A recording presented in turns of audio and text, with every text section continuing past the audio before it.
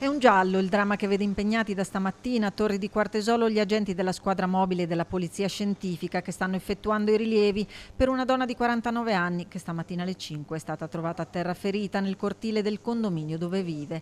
A dare l'allarme sarebbe stato il compagno. Arrivati sul posto i sanitari del 118 hanno stabilizzato la donna portandola al San Bortolo dove è stata ricoverata in condizioni disperate.